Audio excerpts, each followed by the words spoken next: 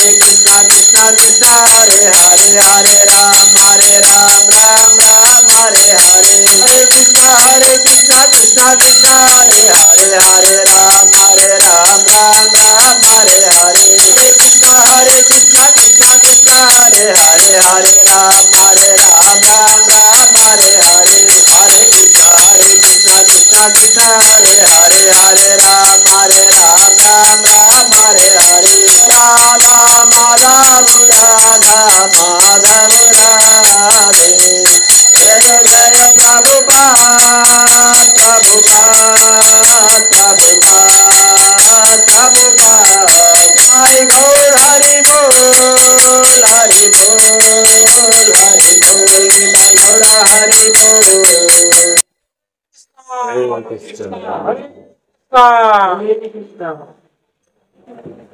Om Namo Bhagavate Vasudevaya Om Namo Bhagavate Vasudevaya Om Namo Bhagavate Vasudevaya Om Namo Bhagavate Vasudevaya Om Namo Bhagavate Vasudevaya Om Namo Bhagavate Vasudevaya Narayanam Namaskrutyam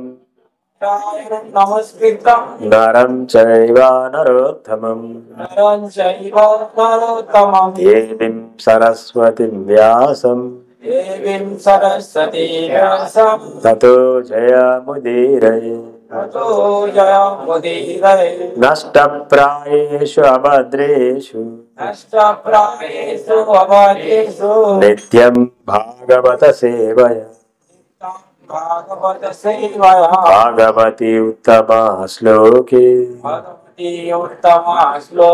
Bhaktir Bhavati Naistiki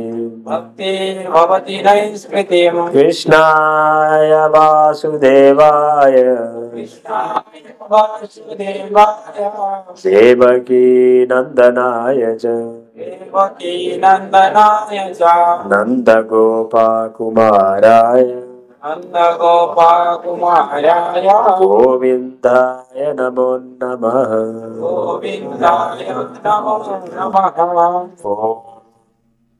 Jnanatimirandasya Jnananjana Shalakaya Chakshurunmilitam Yena Tasmai Shri Gurave Namaha Shri Chaitanya Manobhishtam Sthapitam Yena Bhutale Swayam Rupa Kada Mahyam Dadati Swavadantikam Vandeham Shri Guru Shri Yuta Padakamalam Shri Gurun Vaishnavancha Shri Rupam Sagrajatam Sagana Raghunathanvitam Tam Sajivam Sadvaitam Savadhutam Parijana Sahitam Krishna Chaitanya Devam Shri Radha Krishna Padhan Saganolita Shri Vishakan Vitancha Nama Om Vishnu Padaya Krishna Preshtaya Bhutale Srimate Bhakti Vedanta Swami Niti Namine Namaste Saraswati Devi Gauravani Pracharine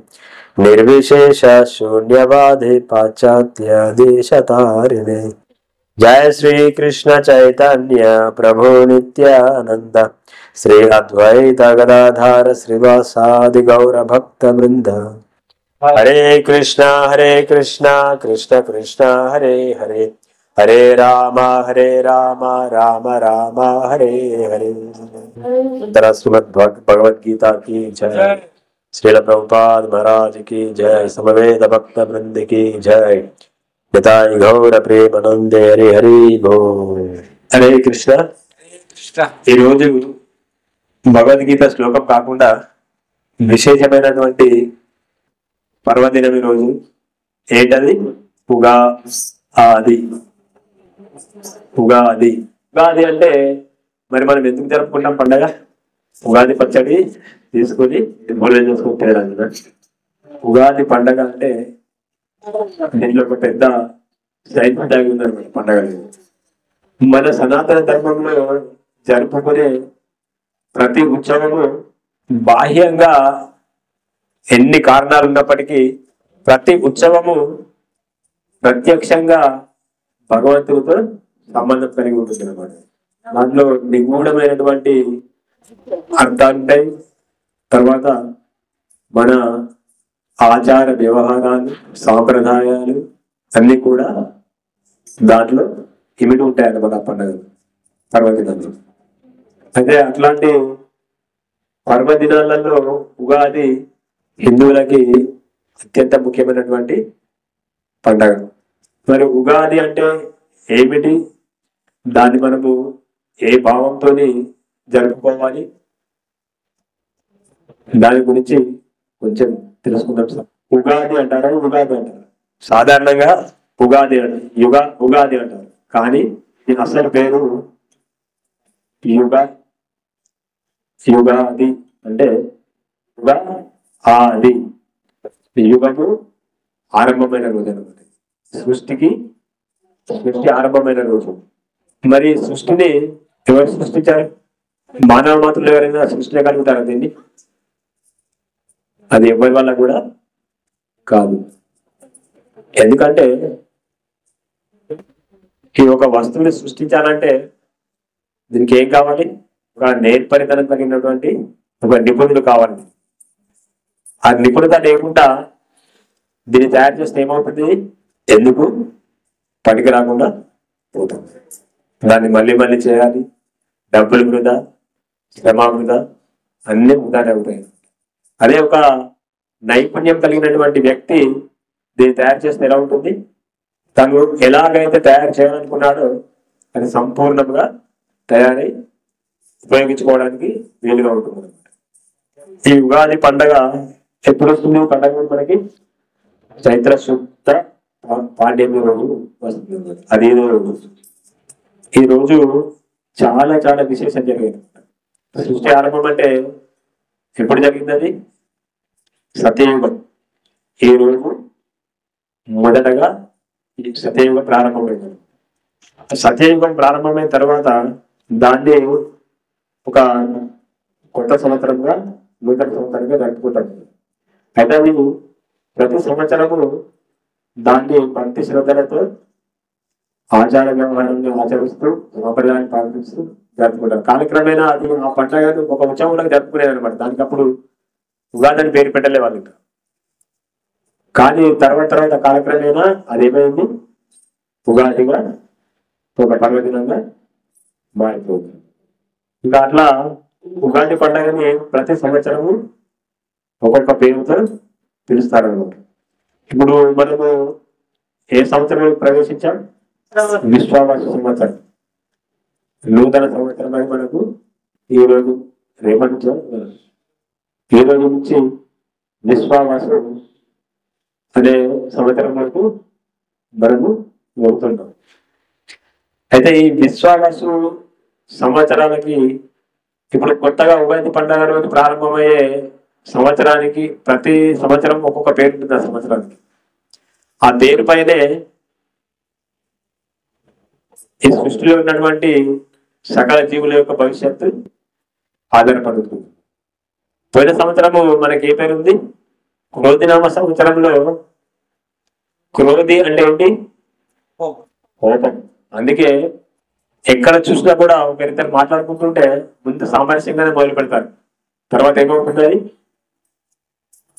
కలహాలకి దారి. వాళ్ళు అంటే వీళ్ళు సహించరు, వీళ్ళంటే వాళ్ళు సహించరు. అట్లా ఆ పేరులోనే ఉందన్నమాట. ప్రజలంతా కూడా కోపతాపాలతో నిండిపోయారు. ఎవరినైనా మందలిస్తే ఊరికే మీద పడినట్టుగానే చేస్తారు. కోపతాపాలు, ఆదేశాలు దాంతో నిండి ఉంటారు. మనం చూసాం కదా, బయట అయినా భక్తులలో కూడా కొంతమంది తొందరగా ఇరిటేట్ అవుతారు. అది ఆ సంవత్సరం యొక్క ప్రభావం అది. కానీ మనం ఎప్పుడైతే భక్తులంతా భగవంతుని యొక్క నామాన్ని మనం జపిస్తాం కాబట్టి ఆ ప్రభావం మన పైన అంతగా చూపించదు.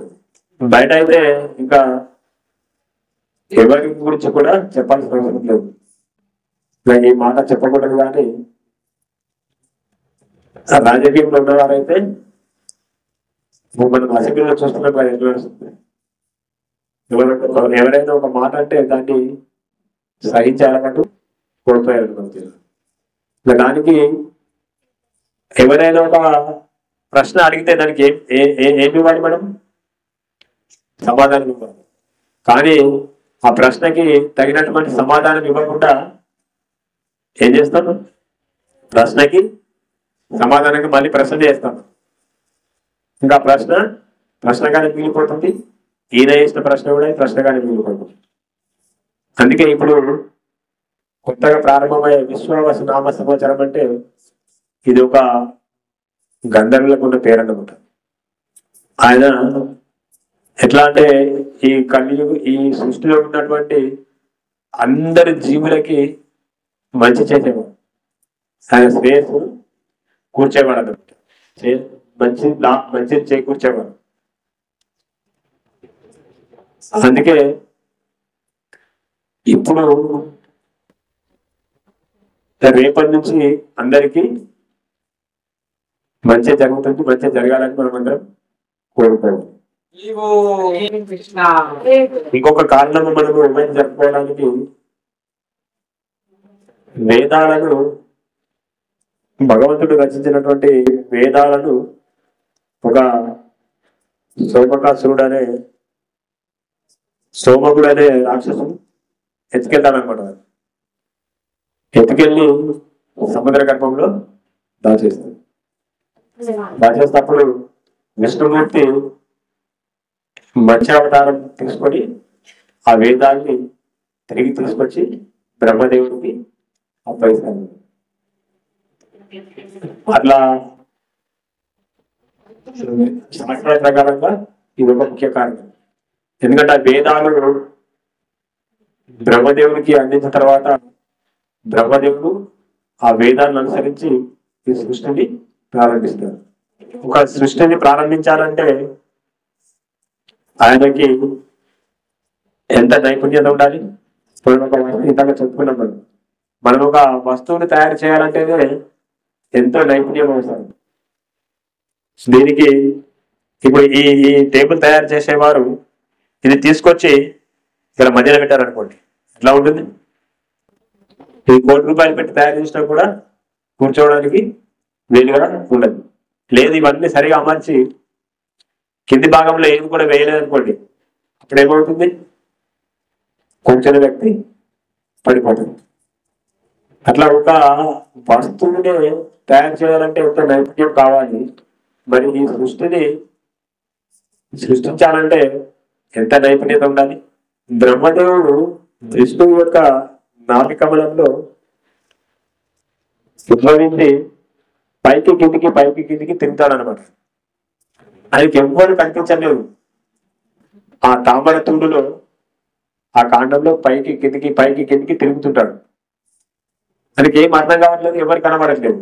అసలు నేను ఇక్కడికి ఎందుకు వచ్చాను, నన్ను ఇక్కడికి ఎవరు పంపించారు, ఎందుకోసం పంపించారు, ఏ కార్యం చేయడానికి నన్ను పంపించారని చెప్పి ఆలోచిస్తున్నారు అంటే అప్పుడు ఆయనకి ఎవరు కనిపించారు, కానీ ఒక మాట వినిపిస్తుంది అనమాట. పా అనే మాట వినిపిస్తుంది. వినిపించినప్పుడు బ్రహ్మదేవుడు దానిలోని అర్థాన్ని గమనించి దీర్ఘంగా తపస్సు చేశాడు. తపస్సు చేసినప్పుడు భగవానుడు ఆయనకు కావలసిన జ్ఞానాన్ని ఆయన హృదయంలోకి ప్రవేశపెడతారు. భగవంతుడు కృష్ణ భగవానుడు ప్రవేశపెట్టినప్పుడు ఆయనకి నేను చేయాల్సిన కర్తవ్యం ఏంటి, నేనేం చేయాలి, నేను ఇక్కడికి ఎందుకోసం వచ్చాను, నన్ను ఏ కారణంతో పంపించారని చెప్పి అంతా అవగతం అవుతుంది, తెలిసిపోతుంది. అప్పుడు ఆయన సృష్టించడానికి పూనుకుంటారు, రెడీగా ఉంటారు. ఇల్లు కట్టాలంటే ఊరికే భూమి పూజ చేసేసి కడతామా? ముందే ఏం తయారు చేయాలి? దానికి భూమిని శుద్ధి చేయాలి. శుద్ధి చేసిన తర్వాత దానికి ఒక మంచి నిపుణుడైనటువంటి ఇంజనీర్లు వచ్చి దానికి ఆ కొలతల్ని సరిగా ఏం తీసుకురాబడుతుంది. కొలత ప్రకారము ఒక ప్రణాళిక ప్లాన్ తీసుకుంటారు. తీసి ఇచ్చిన తర్వాత దాన్ని చూస్తూ మనం కడతామా? మనమే కట్టుకుంటామా ఇల్లు? దానికి ఏం కావాలి? మళ్ళీ ఒక నిపుణుడైన మేస్త్రి కావాలి. ఆ నిపుణుడైన మేస్త్రి మరి కట్టేస్తాడా? దానికి పునాది తీయాలి.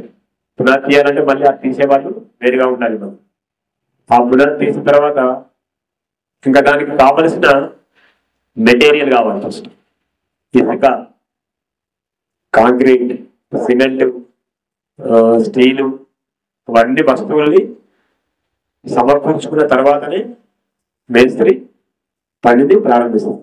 ఆధారబాధగా కట్టేస్తే ఏమవుతుంది? ఎలాంటి ప్రణాళిక లేకుండా వస్తువులు సమకూర్చుకొని ఇష్టం వచ్చినట్టుగా కట్టాలనుకోండి, ఏమవుతుంది? ఒక 100 సంవత్సరాల వయసు గల సామర్థ్యం గల ఇల్లు 30 సంవత్సరాలకి 20 సంవత్సరాలకి కూలిపోతుంది. పెద్ద గాలి వచ్చినా వర్షం వచ్చినా అది పూర్తి దెబ్బతిని కూలిపోతుంది. అట్లా ఒక ఇల్లును కట్టాలంటేనే మనకు ఎన్నో ప్రణాళికలు వేసి ఆచి తూచి, ఇంకా ఆ కట్టే మేస్త్రి కూడా నిపుణుడై ఉండాలి. మనం ఆయనకి పని సామర్థ్యం లేదనుకోండి, ఆయన మనం నియమించుకోమని పని చెప్పము. ఆయన అట్లాంటి వాళ్ళ కోసం వెతికి అట్లాంటి నిపుణులైనటువంటి మేస్త్రిని ఆయన పని అప్పచెప్పి పని ప్రారంభిస్తాం. అట్లాగే బ్రహ్మదేవుడు సృష్టిని ఊరికే అట్లా తయారు చేసేసుకోలేదు. దీనికి ఒక పక్కా ప్రణాళికతో ఈ సృష్టిని సృష్టించారు. ఇప్పుడు మనం ఇల్లుకి ఈశాన్యంలో ఏం పెడతాం? ఇల్లు సౌకర్యం ఉండేట్టుగా చూసుకుంటాం. ఆగ్నేయంలో వంటశాల, వాయువ్యంలో ఏం పెడతాం? వాయువ్యం పంటకు సంబంధించిన వస్తువులు పెడతాం, ధాన్యము అట్లాంటి వస్తువులు పెడతాం. నైరుతిలో బరువైనటువంటి వస్తువుల్ని అక్కడ ఉంచుకుంటాం. ఒకవేళ నీటి సౌకర్యం తీసుకొచ్చి నైరుతిలో పెట్టామనుకోండి, నైరుతిలో పెట్టాల్సిన బరువులు ఈశాన్యంలో పెట్టామనుకోండి, ఏమవుతుంది? యజమాని తలకిందులో తపస్సు చేయాల్సి ఉంది కదా. వాస్తు దెబ్బతిని మొత్తం ఇంట్లో ఉన్న వాళ్ళందరికీ సమస్యల మీద సమస్యలు వస్తుంది. అట్లాగే బ్రహ్మదేవుడు కూడా ఈ సృష్టిని ఆరంభించే ముందు ఏ వస్తువును ఎక్కడ పెట్టాలి, అది ఎక్కడ పెడితే దానికి సరైన స్థానం ఇచ్చినట్టుగా ఉంటుంది. మరి సృష్టి సమతుల్యంగా ఉండాలంటే ఏ వస్తువును ఎక్కడ పెట్టాలో అక్కడ పెడితేనే సమతుల్యంగా ఉంటుంది. బ్రహ్మదేవుడు కూడా ఈ సృష్టిని ఆషామాషిగా తయారు చేయాలి. సృష్టిని ప్రతి ఉత్తరాన ఏం పెట్టాలి, దక్షిణంలో ఏం పెట్టాలి, తూర్పులో ఏం పెట్టాలి, ఈశాన్యంలో ఏం పెట్టాలి, నైరుతిలో ఏం పెట్టాలి, వాయువ్యంలో ఏం పెట్టాలి, అన్ని కూడా సరిగా ప్లాన్ వేసుకొని తయారు చేశారు. ఇష్టం వచ్చినట్టుగా తయారు చేసి ఒకే వైపు బరువు పెడితే ఏమవుతుంది? సృష్టి తల కింద అయిపోతుంది. ఇన్ని రోజులు అది మడిగానే సాగించలేదు. ఇంకా ఈ సృష్టిలో మానవులుగా మనల్ని సృష్టించిన తర్వాత ఏది అవసరము స్పష్టంగా వేదాలలో తెలపడం జరుగుతుంది. కనుక మనము ఆచరించకుండా ఇష్టం వచ్చినట్టుగా ప్రవర్తిస్తే ఏమవుతుంది? వ్యవస్థ అంతా దెబ్బతింటుంది. లేదు, ఇప్పుడు జరిగేది ఏంటంటే ఎవరు కూడా శాస్త్ర ప్రకారంగా వేదాలను అనుసరించి జీవనాన్ని కొనసాగించట్లేదు. అందుకే సమాజంలో ఇంత అలజడి, అరాచకాలు, అకృత్యాలు జరుగుతున్నాయి అన్నమాట. వాటన్నింటినీ జరగకుండా అరికట్టాలంటే మనం ఎప్పుడైతే ధర్మాన్ని ఆచరిస్తూ ధర్మబద్ధంగా మన జీవనాన్ని కొనసాగిస్తూ శాస్త్ర ప్రకారంగా మనం ఏం చేయాలి, ఏం చేయకూడదు ముందే తెలుసుకోవాలి. తెలుసుకొని దాని ప్రకారమే మన జీవనాన్ని కొనసాగించాలి. లేదంటే ఇంకా వ్యవస్థ అంతా చిన్న భిన్నం అవుతుంది. ఇప్పుడు మనం భగవంతుడు 84 లక్షల జీవరాశులు సృష్టించారు. అందులో మనం ఒక చిన్న భాగం. ఈ ప్రకృతి అంతా కూడా ఆయన నుంచి వచ్చింది. మన ప్రకృతిని, ఈ ప్రకృతిలో మనం ఉన్నామా, ప్రకృతి మనలో ఉందా? ఈ ప్రకృతిలో మనం ఉన్నాం. భగవంతుడు ప్రకృతికి కొన్ని నియమ నిష్టలను పెట్టారన్నమాట. ఆ నియమాలను, ఆ నియమం ప్రకారం మనము మన జీవనాన్ని గడిపినప్పుడే మన జీవనం సాధిగా సాగిపోతుంది, లేదంటే కష్టాల పాలవుతుంది. మనం అనుకుంటాం నేనేం చేయట్లేదు, నాకు కష్టాలను ఎక్కడ చూస్తున్నాయి అంటే మన జీవనం అనేది శాస్త్ర ప్రకారంగా ధర్మబద్ధంగా జరగట్లేదు.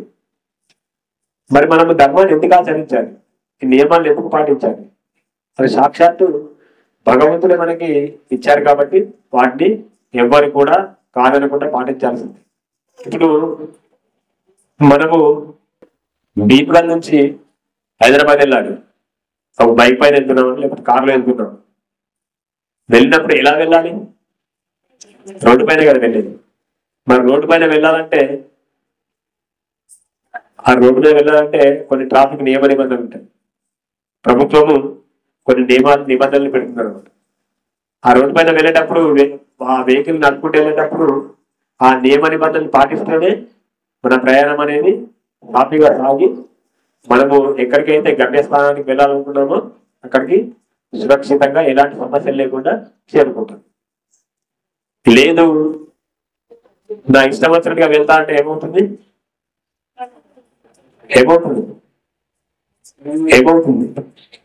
మనము రోడ్డు పైన వెళ్ళేటప్పుడు ఎటు నుంచి వెళ్ళాలి? వెళ్ళేటప్పుడు ఎడమ వైపు నుంచి వెళ్ళాలి. లేదు నా ఇష్టం వచ్చినట్టుగా కుడి వైపు నుంచి వెళ్తా అంటే ఏమవుతుంది? యాక్సిడెంట్ అవుతుంది. ఇంకా ఒకవేళ అదృష్టవశాత్తు యాక్సిడెంట్ కాకుండా కూడా అక్కడ ఎవరైనా ట్రాఫిక్ పోలీసులు ఉన్నారనుకోండి, ఏం చేస్తారు? కానీ మామూలు మంచిగా ఫస్ట్ క్లాస్ పోతున్నా అనుకుంటారు, బండి ఆపి నాయన నువ్వు వచ్చింది రాంగ్ రూటు, ఫైన్ కట్టమని చెప్పి ఫైన్ కట్టేస్తాం. అట్లా ఒకసారి, రెండోసారి, మూడోసారి ఫైన్ కట్టేస్తాం. నాలుగోసారి ఏం చేస్తారు? అదే విధంగా మన ప్రవర్తన మార్చుకోకపోతే ఏం చేస్తారు? నాయన ఇంకా నువ్వు బండి నడిపే సమర్థుడివి కాదు, నీకు బండి నడపడం చేత కాదు, నీకు లైసెన్స్ కూడా అనవసరం చెప్పి లైసెన్స్ లాక్కొని బండిని ఏం చేస్తారు? అబ్బా సీల్ చేస్తారు బండిని. ఇంకా నడిపేయడానికి ఆయనకి అవకాశం అసలు జీవితంలో రాదు, కానీ లైసెన్స్ కానీ క్యాన్సిల్ చేస్తారు. అట్లాగే భగవంతుని ఇచ్చినటువంటి ఈ ప్రకృతి నియమ నిబంధనలకి మనము ఎప్పుడైతే అనుకూలంగా మన జీవనాన్ని కొనసాగిస్తామో, మన జీవన ప్రయాణాన్ని కొనసాగిస్తామో, ప్రయాణం ఏమవుతుంది? సాఫీగా సాగిపోతుంది. లేదు నా ఇష్టం వచ్చినట్టుగా చేస్తాను, నేను భౌతిక ప్రకృతిపై, ఈ ప్రకృతి పైన పెత్తనం చేస్తా అని అనుకుంటే ఏమవుతుంది? ఇంకా మనం భగవంతుని యొక్క నియమ నిబంధనలకి విరుద్ధంగా వెళ్ళినట్టే ఆయన యొక్క ఆగ్రహానికి గురవుతాం. అప్పుడు మనకి ఏమవుతుంది? ఈ దుఃఖాలు, కష్టాలు, అపజయాలు అన్ని మనకి చుట్టుముడతాయి, మనల్ని బిక్కిరి చేస్తుంటాయి.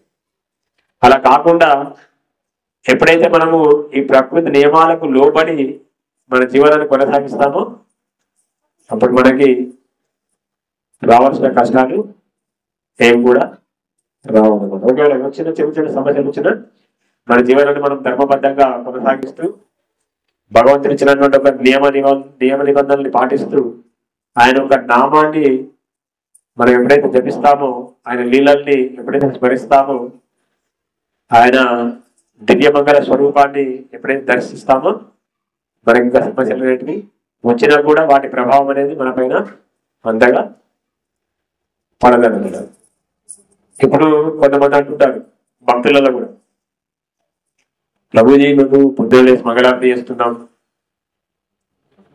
జపం చేస్తున్నాం, తులసారి చేస్తున్నాం, అయినా సమస్యలు వస్తున్నాయి.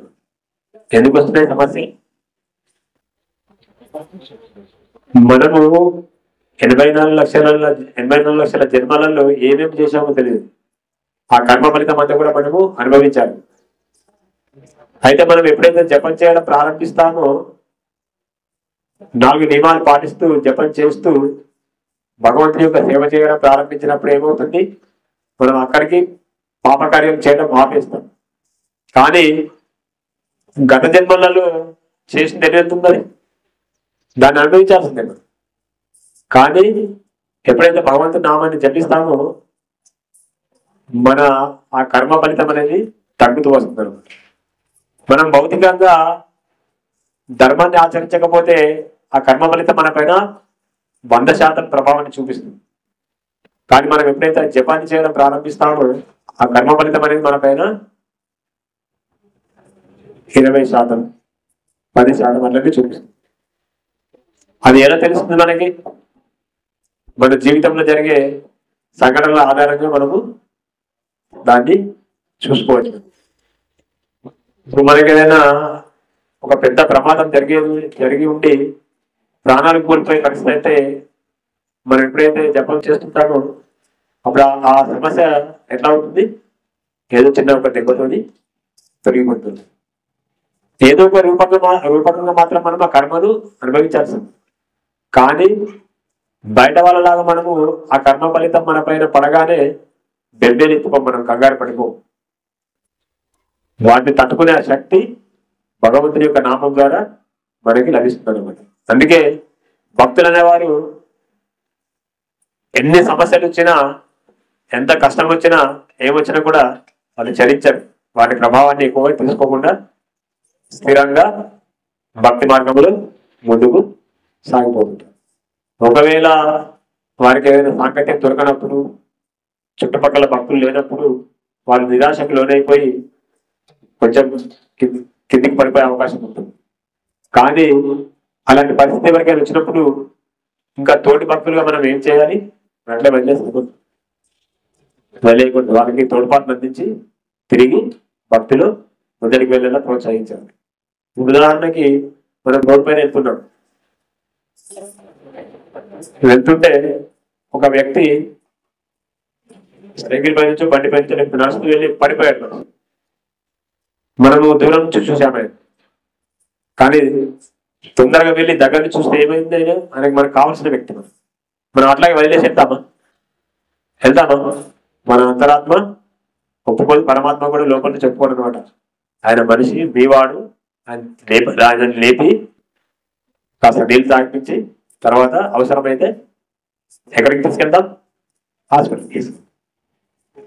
అట్లాగే భక్తులుగా మనము తోటి భక్తులకి ఏమైనా సమస్య వచ్చినప్పుడు, ఏమైనా భక్తులు అంతరాయం కలిగినప్పుడు మనం దాన్ని తెలుసుకొని దాన్ని తీర్చడానికి ప్రయత్నం చేయాలి. వాళ్ళని అట్లాగే వదిలేయకుండా వదిలేస్తే వాళ్ళు ఇంకా మెల్లిమెల్లిగా పూర్తిగా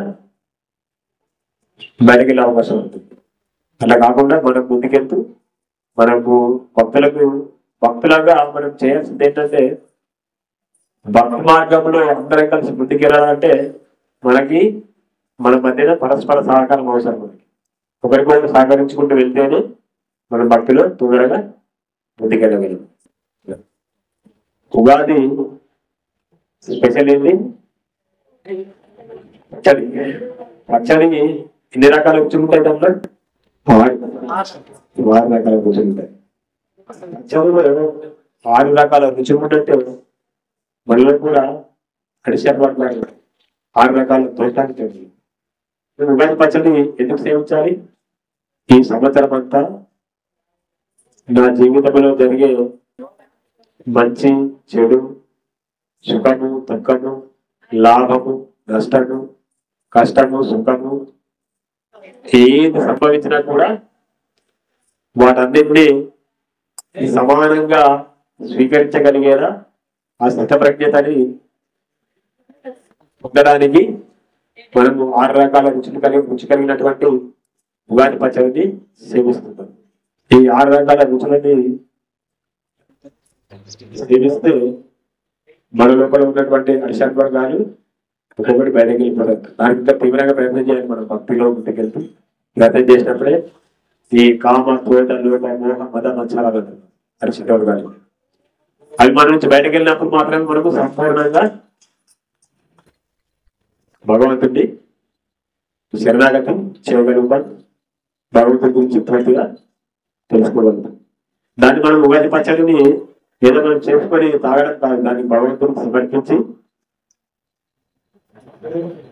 నా లోపల ఉన్నటువంటి ఈ అనుషయ వర్గాలు కామ క్రోధ లోక మోహ మలమచ్చరాన్ని తొలగించమని చెప్పి భగవంతుడిని మనస్ఫూర్తిగా హృదయపూర్వకంగా ప్రార్థిస్తూ ఆ ఉగాది పచ్చడిని సేవించారు. హరే కృష్ణ. జయ శ్రీల ప్రభుపాద్ మహారాజుకి జయ. వేద భక్త వృందికి జయ. విదాయ గౌడ్ హరి హరి.